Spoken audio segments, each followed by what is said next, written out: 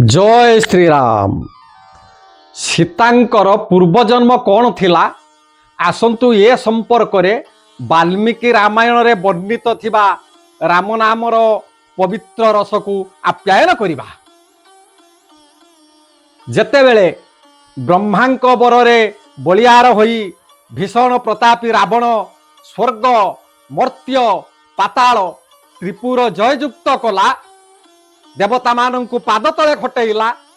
त्रिपुरवासी माने भीतस्त्रस्त भयभीत हो उठिले। ये सही समयर कथा।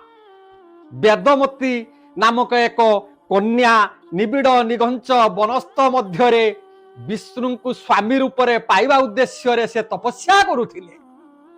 ओं शांताकारं भुजगशयनं पद्मनाभ सुरेशं विश्वाधारं गगन सदृशं मेघवर्णं शोभागम्यं लक्ष्मीकान्तं कमलनयनं योगिर्भिध्यानगम्यं वंदे विष्णु भवभयहर सर्वलोकैकनाथम। सही वेदमती कन्या सदा सर्वदा विष्णु को तपस्या करुथाए। ठीक यही समय रे लंकाधिपति रावण दिग्विजय करिबा समय रे तांकर लोलुप दृष्टि से कन्या उपरे पड़िला।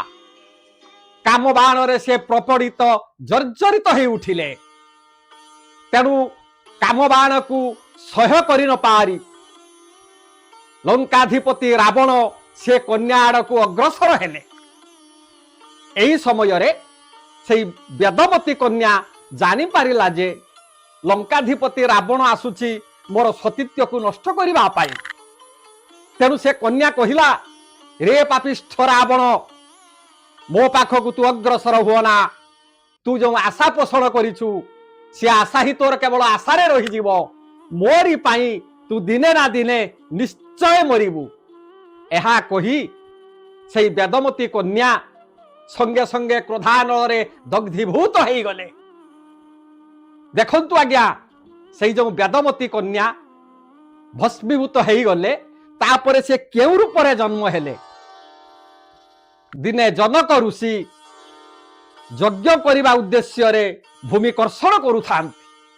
लंगल सियारु से वेदमती नामक कन्या सृष्टि हेला। लंगल सियारु से सृष्टि हेतिबा जुगु जनक ऋषि तांकु सीता बोली रखिले। धीरे धीरे जनक ऋषिंकर आश्रम रे से सीता देवी बढ़िबारे लागिले।